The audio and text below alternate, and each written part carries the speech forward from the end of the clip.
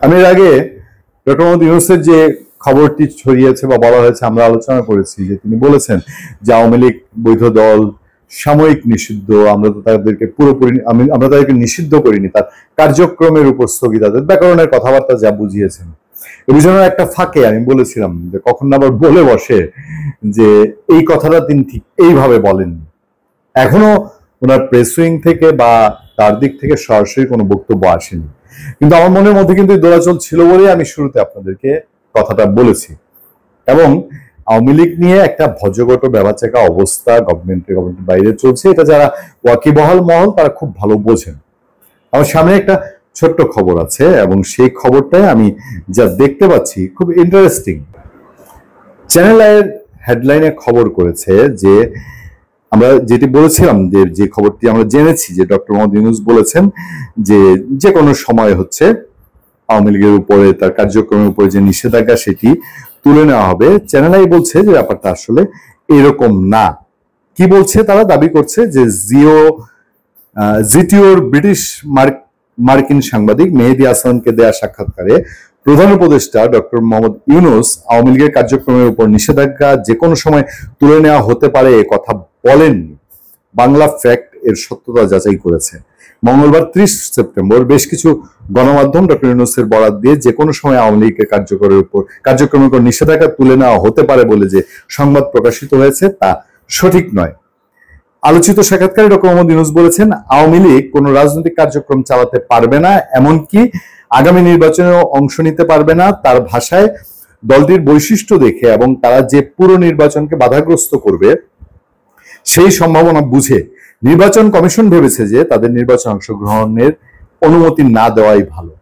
এটা হচ্ছে ভূমিকার দিকে আছে খবরটা, কিন্তু খবরটার পরে ভেতরের অংশে সেখানে পুরোপুরি অনুবাদটা তুলে ধরা হয়েছে যে ওই ইন্টারভিউটার যে আলোচিত সাক্ষাৎকারের প্রাসঙ্গিক অংশের বাংলা অনুবাদ তুলে ধরা হলো। তার আগে আমি একটু বলি, এর বাইরে ডক্টর ইউনূস কিন্তু আরো কথা বলেছেন যে আওয়ামী লীগের নিষেধাজ্ঞা কবে তুলে নেওয়া হবে না হবে এই প্রসঙ্গে যেরকম বলেছেন, তিনি বলেছেন একবার যে তাকে তো নিষিদ্ধ করা হয়নি, তার কার্যক্রম নিষিদ্ধ করা হয়েছে এবং নিষেধাজ্ঞা প্রত্যাহারের ব্যাপারেও তিনি কথাবার্তা বলেছেন। তারপর তিনি আবার বলেছেন তার সমর্থক আছে কিন্তু লাখ লাখ না, এবং তিনি এটা বলেছেন ইলেকশন কমিশনের উপর যেমন বলেছেন, আবার বলেছেন যে তার সমর্থকরা ভোট দেবে, তার প্রতীক থাকবে না।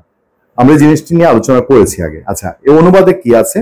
সাংবাদিক প্রশ্ন করছেন, হাসিনাকে ক্ষমতাচ্যুত করার পর আপনার সরকার তার সাবেক দল আওয়ামী লীগকে নিষিদ্ধ করেছে, তাদের নিবন্ধন স্থগিত করেছে, ফলপ্রসূভাবে তাদের আগামী নির্বাচনে অংশগ্রহণ নিষিদ্ধ করেছে, অথচ আপনার সহ নোবেলজয়ী অমর্ত্য সেন, যাকে আপনি খুব ভালো করে জানেন, তিনি লীগকে নিষিদ্ধ করার বিরুদ্ধে সতর্ক করে বলেছেন এটি কেবল আগের সরকারের ভুলের পুনরাবৃত্তি হবে। তারা ক্ষমতায় এসে তাদের বিরোধীদের নিষিদ্ধ করেছিল, আপনি শুধু সেই চক্রকেই পুনরাবৃত্তি করছেন। সেন এবং অন্যদের এ ধরনের সমালোচনার জবাবে আপনি কি বলবেন? ডক্টর ইউনূস বলছেন এটা তাদের নিজস্ব সমালোচনা, কারণ আমরা আওয়ামী লীগকে নিষিদ্ধ করিনি। সাংবাদিক মেহেদী প্রশ্ন করছেন, মানে বোঝাতে চাইছি আপনারা তাদের নিবন্ধন স্থগিত করেছেন। ডক্টর ইউনূস, অতএব তারা তারা তারা একটা দল হিসেবে বহাল থাকছে, মানে নিষিদ্ধ করিনি যে দল হিসেবে বহাল থাকছে। সাংবাদিক, আচ্ছা। ডক্টর ইউনূস, তাতে আপাতত কার্যক্রম স্থগিত। সাংবাদিক, আর কি? ডক্টর ইউনূস, মানে কোন এক সময় এটা কার্যক্রম চালু হতে পারে। সাংবাদিক মেহেদী, মানে আপনি তাদের স্থগিতাদেশ তুলে নিতে পারেন। ডক্টর ইউনূস, স্থগিতাদেশ তুলে নেওয়া এটা একটা সম্ভাবনা, উনি তুলে নেওয়া এটা একটা সম্ভাবনা। প্রশ্নটা কিন্তু তাকে করা হয়েছে, আপনি তাদের স্থগিতাদেশ তুলে নিতে পারেন? ডক্টর ইউনূস বলছেন যে স্থগিতাদেশ তুলে নেওয়া এটা একটা সম্ভাবনা। সাংবাদিক মেহেদী, তাহলে আপনি দলটিকে নিষিদ্ধ করেননি, আপনি শুধু বলেছেন আপাতত তারা নির্বাচনে অংশ নিতে পারবে না। ডক্টর ইউনূস, ঠিক তাই।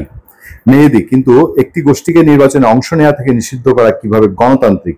ডক্টর ইউনূস, দেখুন, দলটির বৈশিষ্ট্য দেখে এবং তারা যে পুরো নির্বাচনকে বাধাগ্রস্ত করবে সেই সম্ভাবনা বুঝে নির্বাচন কমিশন ভেবেছে তাদের নির্বাচনে অংশগ্রহণের অনুমতি না দেওয়াই ভালো, অন্যথায় আমরা নির্বাচন করতে পারবো না।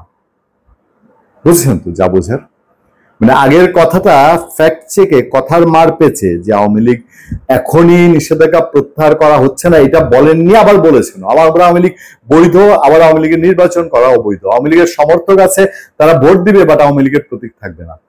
বলেন তো দেখি। তখনই আমার মাথায় ধরছিল না প্রথম যখন খবরটা পেয়েছি, উনি কি বলছেন এসব। এখন আমার মাথা ঘোরাচ্ছে, আমার মাথায় আরো ধরছে না যে আওয়ামী লীগকে ওনার মাথায় এতটাই গরম করে দিয়েছে। ভালো থাকবেন, সুস্থ থাকবেন। আপনার সাথে আমি আতিক রহমান, পূর্ণিয়া।